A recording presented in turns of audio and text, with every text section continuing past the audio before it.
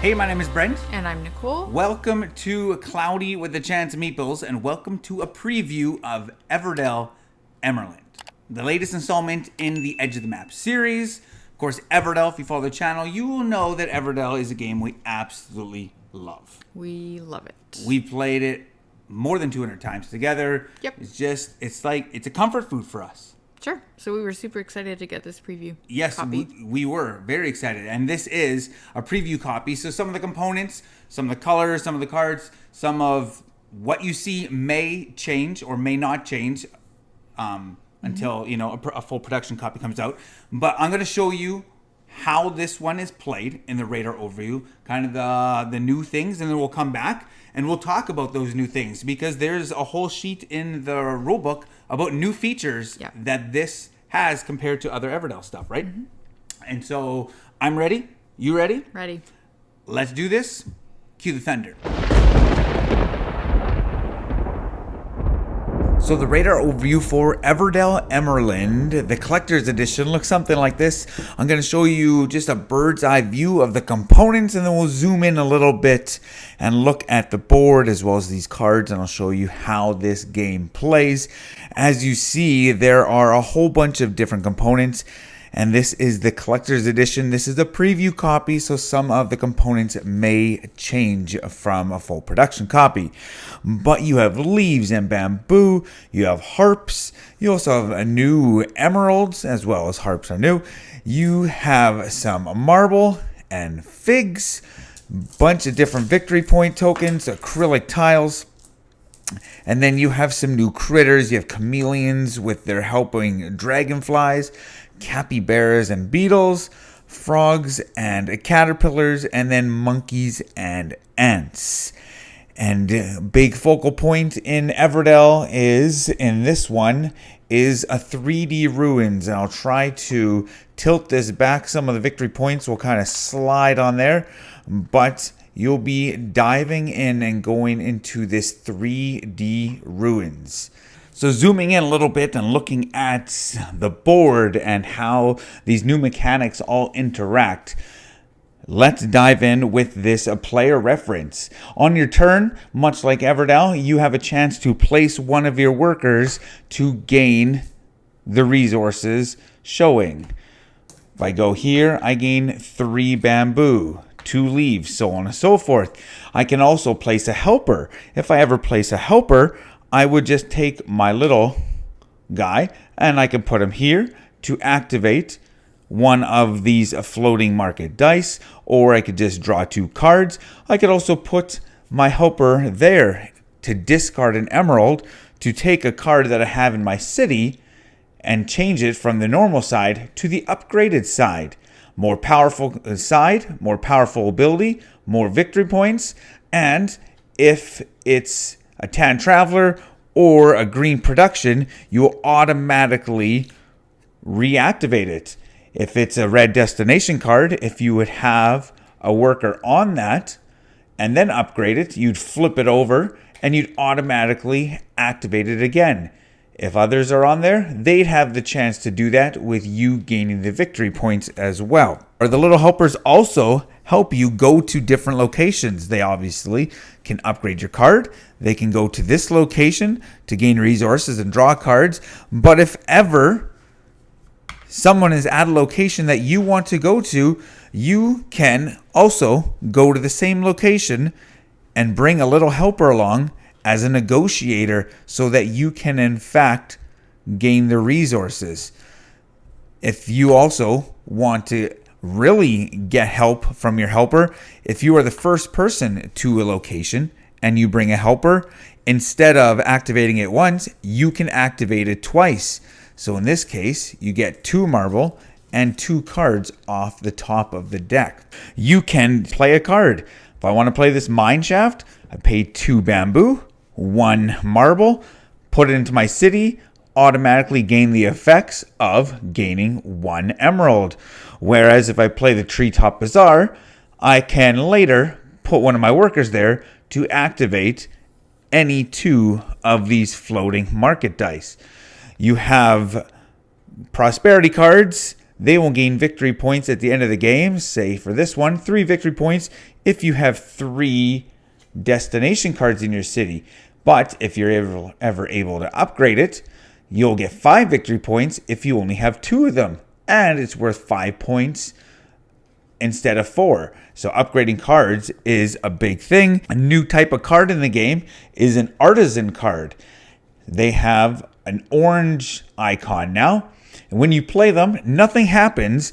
But on a future turn, if you ever tuck a card underneath your artisan, you get to trigger the effect. In this case, the bridge builder would gain you 1 victory or gain you 1 resource. If you'd ever upgrade the card and then slide a card underneath it, it will gain you 2 resources. Right here shows you how many times you can activate this card in the game. So for this bridge builder, a maximum of 2 cards can be tucked underneath to activate this ability. Another thing you can do is you can move your archaeologist to excavate. This is the main board in which you would typically have the lost ruins on. But I'm just going to show you how this works. Each player starts with one of their critters there, and they move down here throughout the game.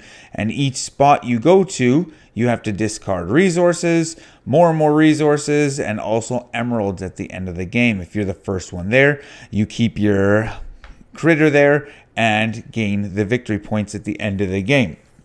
There's victory points scattered along here. So if you're the first person to move your guy, then you'll get the most victory points. Each time you also move, you can discard any number of cards to the discard pile and then draw that many artifacts equal to the cards draw or cards discarded. And these will gain you all sorts of different victory points as well as special actions or special rewards. You can gain emeralds, you can draw a card, just straight 6 victory points. You can reactivate one of these floating river dice. Some of them will also let you draw cards from the meadow, reactivate production cards, exchange resource for other resources. So different things will happen with these artifacts, but they will also gain you victory points at the end of the game. Something else that's different in Emerald is your city limit is only 12 cards or 12 slots. Some of the cards in the deck will allow you to play them into your city, but they won't take up one of your spaces. You can gain more spaces by going to this fountain and taking one of these realm cards. For every realm card you have, you can open up one additional slot in your city, and these realm cards will also gain you victory points at the end of the game. Where this cave, 2 victory points for every card you have tucked under your artisans. Where cliffside, 2 victory points for each 10 traveler, for each prosperity, for each artisan card. 1 point for every 2 victory points you have, per unique artifact, per construction, per critter. So there's lots of different ways you can do endgame scoring. I mentioned there are harps in this one, and you gain harps by going to this fountain. You gotta pay an emerald, you gain a harp, and anytime you want to play a critter for free, you can do so if you have an upgraded construction in your city. So if this mine shaft was already upgraded, as noted by this flower that's bloomed and the higher point value and everything, I could then attract any critter into my city by playing a harp.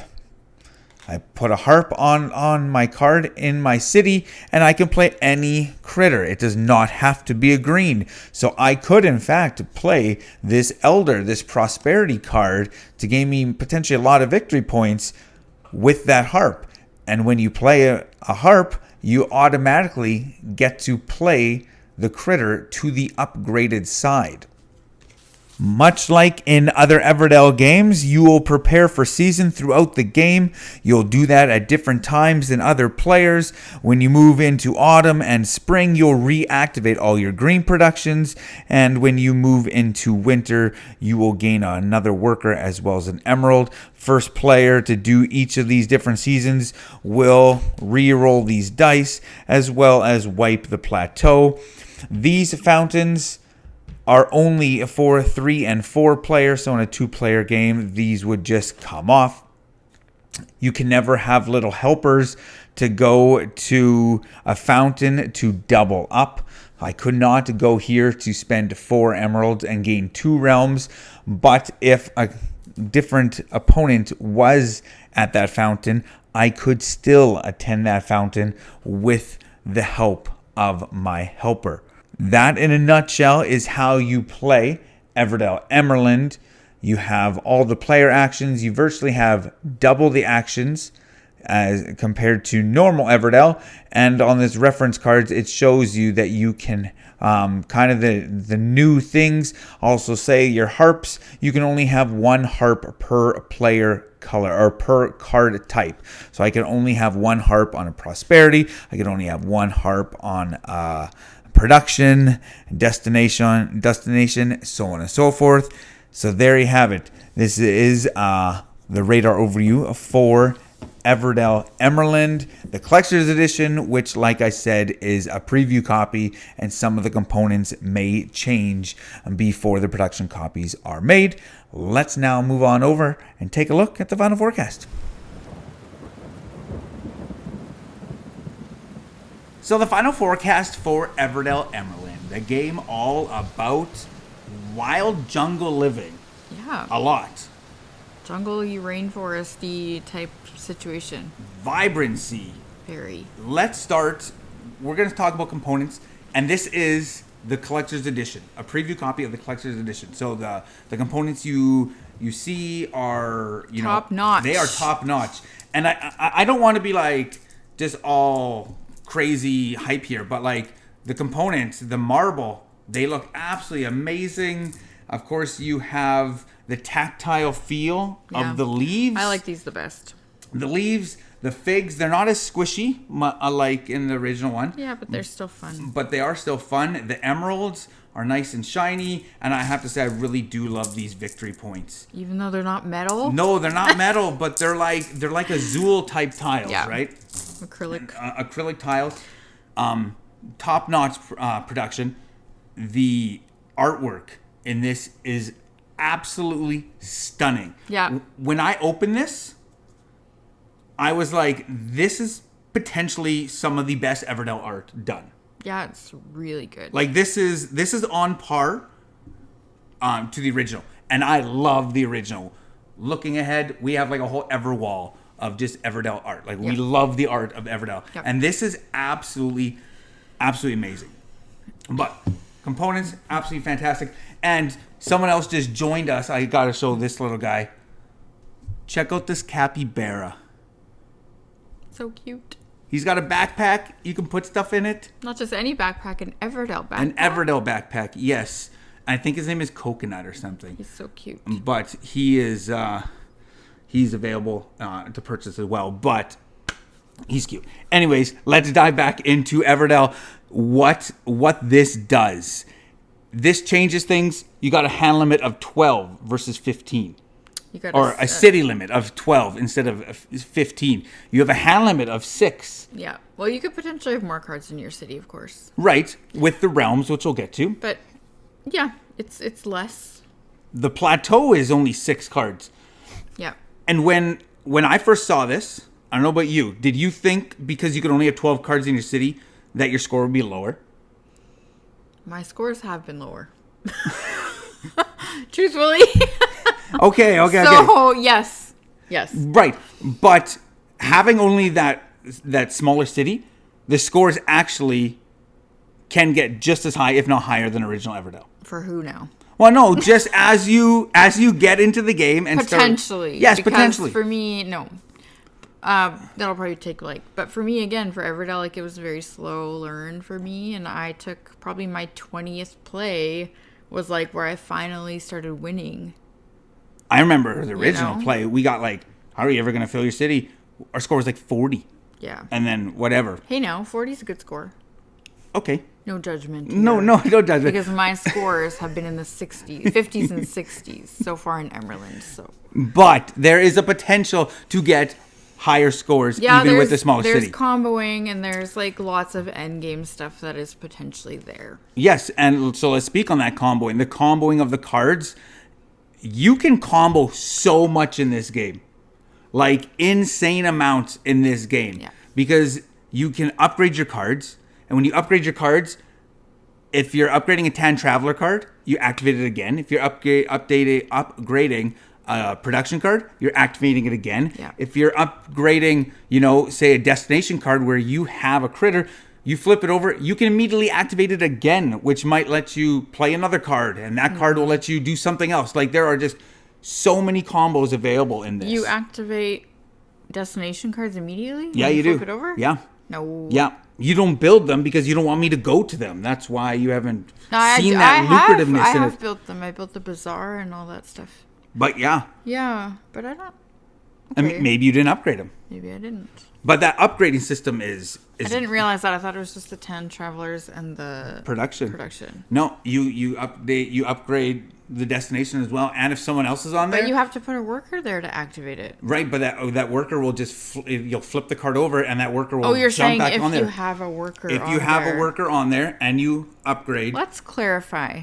Okay, that makes way more sense. yes, it does. But there are so many ways to combo in this game. Yeah, it's very open. Like, it reminds me of Pearlbrook a little bit because, not that Pearlbrook is so open, but Pearlbrook lets you, like, your score can be very high because you can have all these extra, like, thingies. Like, Yeah, the adornments. Like in Pearlbrook, it's the adornments and the, like, what are those? The wonders. The wonders, thank you. And in this, too, it's like... there's potential there for you to score some pretty big points, I would say. Mm-hmm. Well, and the realms do that, right? Because the realms are big because every realm you have allows you to open up one more space in your city. So you potentially can have 15, 16, 17 cards in your city. But then they all give you victory points. You know what? Like 2 for every harp, 2 points for every destination, 3 points for every prosperity. And so there are ways to really break this game open. This feels so much more wide open. Yeah, it's not restrictive at all. Like no, it's not.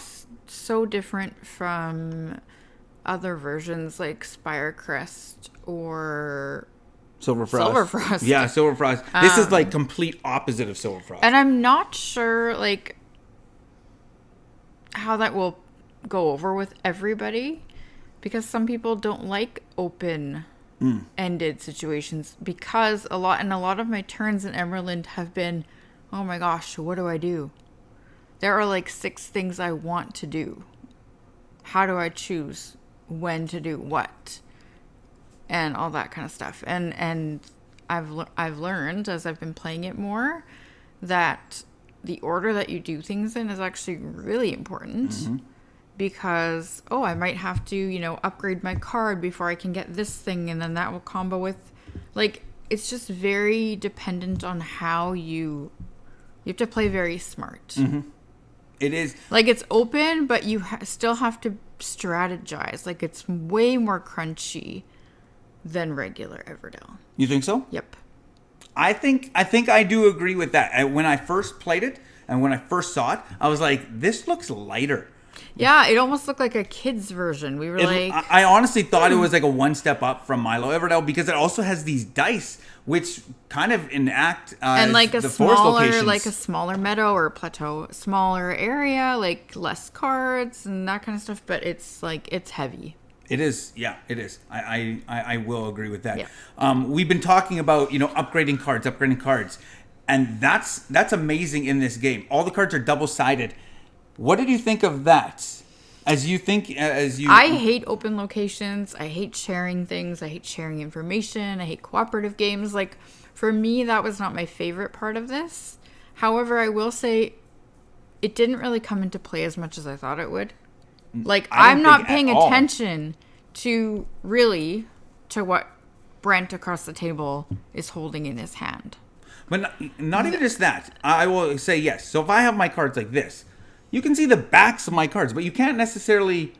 Yeah, some but of the cards you don't even know. You kind of know because Yes. I end up just throwing my cards on the table while I'm doing my turn because it doesn't matter, Right. right? It doesn't matter. And- But I think that's actually a cool thing about this game.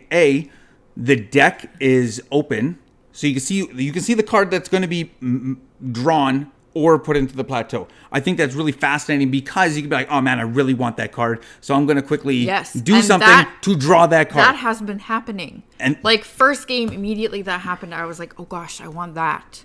I want that card that's on the top. How am I going to get that card before someone else gets it? Mm-hmm. Yeah, so it's cool. And I think the reason having double-sided cards and that open information, the deck is about the same size as Everdell, but the amount of abilities in this deck is like the same as all of Everdell condensed into one game. There's a lot of powerful cards. There's so many powerful cards. However, like, I want to many. be careful saying that though, because I think there's a bit of a honeymoon phase, just like there kind of was with Everdell, where you're overwhelmed by all these cards that you don't know super well, because we haven't played this game dozens and dozens and dozens of times yet. So I think once, like, I can picture this. Once we get to know this game more and play it more, I can picture Brent like hate drafting, like almost, right? Or like There's I a can see possibility. it getting a little bit like, ooh, like, and some people love that. So it could be a good thing. I don't know. Like it'll be interesting as we continue on with this. I do agree that could be something that some people may not like. At the same time, you can just hold your cards like this. You can look and you just hold them in a single stack because there's only 6. You can only have 6 cards. It's not like you're fanning out tons of cards, right? Yeah, you're right. And here's another thing: not often in this game do you have tons of cards in your hand because you are discarding them specifically for the ruins. And so, much like the Evertree and the Mountain in Silverfrost and the Lighthouse in Farshore, there is a focal point in Everdell, Emerland, and it is this ruins. And you're moving and you're discarding resources, say, similar to Lost Ruins Zarnak. You're discarding resources to move, to gain victory points, to go down, to make it to the bottom. If you're the first one to the bottom, you get 7 victory points. But every time you do that, you discard cards so that you can draw artifacts. And these artifacts can get you a ton of points. And so I find it that I don't have enough cards. Yeah, but okay, but like even in our last play, which was yesterday, which was 4 players, we had to shuffle the discard pile. So I find I didn't have enough cards at times. In a 4-player game, which we most recently played, we went through the whole deck and had to shuffle back in. Yeah. And so you'll see these cards. You'll see cards that people are discarding. You have a chance to get them again. There's so many good cards. Now there's a new type of cards, the artisan cards. Yeah. These can be incredibly powerful as well because when you play them, they're nothing. But then you're discarding cards, you're tucking cards underneath them to gain the benefit. So Luthier, you tuck a card under there, you get 2 bamboo and a victory point. And then you upgrade it, you get 3 bamboo and a victory point. Yeah. But your cards all of a sudden are your workers. Your cards all of a sudden are your resources because you can use your cards to gain more victory points, to gain other things. And so I don't know, the card double-sided I think is really cool. It's cool. I like the upgrading of the cards. And the upgrading of the cards you need to use by and large the little helpers. What do you think of the little helpers? Yeah. Like adorable. Very cute. But they are very powerful because they can do like many things. And they're like, they could be, you can double up on your locations. Yeah, you go to the 3 bamboo with a little guy. Instead of getting 3, you're getting 6. You can get 4 emeralds at a time. That's massive, which is huge in this game. And you can also use them separately. to upgrade You your cards. know? You have to spend those So- emeralds, right? Well, you could also go to the other location, but yeah, like you could, Mm-hmm. like there's a pick up cards location, which is really powerful because it's hard to get cards in this game. And you can use your little tiny helper to go there and pick up 2 cards. Like Yep. even that is good. So yeah, there's lots of different uses for that little guy. Very smart. Yeah, and they're a negotiator. So there's no closed location. So any of the resource locations, Nicole goes there. I can go there. I just need to bring a little helper Yeah.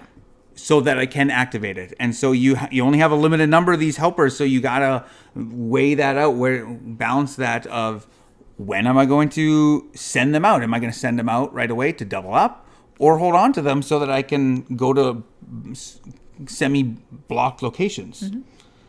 And so this has been a wild ride. This has been an amazing experience. Yeah. The framework of this is Everdell. You Yeah. have the card types. You have, just the things you come to love in Everdell. Worker placement. That the seasons work. Like the seasons That are works. ordered differently, but it works the same. They work, yeah. And, the turn, some players may finish earlier than others, may end their game earlier than others. And yeah, that's all the same. This is for sure Everdell. This is just, I don't know, like a hyped up version of Everdell. Like, it's like it's like the king. Well, it's just wild because you can be like, I want to do 10 different things. Like when you get into the final season and you have all your workers, you have all your helpers. It's like, I can do There's so so much. much. Like, what am I going to do first? How am I going to put these in order to maximize my city? Yeah. And with the deck being so loaded with powerful cards, And like you can go all any these new different cards, directions. that's what's fascinating for me is like all these new cards. I'm like, oh, cool. Like there are no repeats Well, of each other. Yes, oh yeah. but like from Everdell. Well, there's like the fruit market, which is equivalent to the farm, which gets you a fig. But it's not the farm. But it's not the farm. You're right. You're right. It's different. Yeah. And the artwork just makes it as well. It's so thematic. One last thing we're going to talk about are these harps. We didn't even talk about it because yeah. this whole thing is, the musical diversity and just the excitement of Everdell. And these harps are what going to bring critters into your city. And if you're familiar with Everdell, you know that there are common critters, unique critters, and there are occupy tokens. Mm-hmm. And in original Everdell, the dungeon, you get the ranger for free. And, how can I not think about it? The farm, you get the husband and wife. Yeah, for free. like I was thinking Or husband or wife. The chip sweep, and I just couldn't think of the resin refinery, and so on and so forth. But all that's gone from this, wide open, because you play these harps onto an upgraded construction to play any critter for free. Yeah. Which is crazy because I could play production construction, upgrade it, and play a prosperity card critter for free. However, that being said, that sounds like a really simple, like, oh, you just do this and then this, but it actually would take like 5 turns. Yes, yeah. It's not just like bam, bam. So, but it's just there's a lot to it. There's not linking. You don't have to play like you don't have to, a green critter on a green location, right? But and that a also purple means on a purple location. That also okay. So to be fair, like how many harps do you really get in a game though? Maybe 3 if you're lucky. I just played like a couple tops? games. I've had like 4 and 5 at times. That's crazy. And then you have the tomb card every time you go there and you just gain harps. Point being though that like you still like yes, that's powerful if you play it right. Also B, if you can find the right card that you're looking for. Like I had 2 harps laying around last time and I had no good critters to actually play with them. Right. And then it felt like, okay, well, now I'm waiting. Well, at that point, just play any critter because you get any upgraded critter. Right. But then what I'm saying is, so if I have 2 harps in my game, let's say, because I'm an average player, not a crazy player. Right, James? Yeah, no? 2 is normal. 3 maybe. Anyway, then I'm upgrading for free only that many critters. So any other critters that I have in my city, I'm paying for, Right. right? Right. So But I'm saying I love the openness of I play this in. totally, I get I that. don't have to play a red critter. I can play any free critter. But you have to have a harp. Right. So that in itself is a big job. Right. There's a fountain to gain harps. So that's why I'm saying this game is very heavy because it's actually, there's more to it. Like going back and we should play Everdell tonight, because going back and playing just base Everdell now is going to feel like easy. Well, Yeah. I mean, it does feel easy, but like for us, but like, Yeah. like this Yeah. is just, and I can't imagine how crunchy it would feel for someone who's not familiar with Everdell. Yeah, I wouldn't necessarily teach this one. Like Everdell would be, you almost would want to start with Everdell, Yep. and then move into something like this one, but if you're a huge fan of Everdell, obviously you're probably going to love this game, because this is like I said, like Everdell hyped up. Like that's what it is. Yeah. To me, this is like my final word on it. This is the most Everdell game, because the framework is Everdell. There are so many things, like from the harps to upgrading cards to the little workers to the realms to discarding resources to gain artifacts to race down to the lost ruins. Like there's so many things.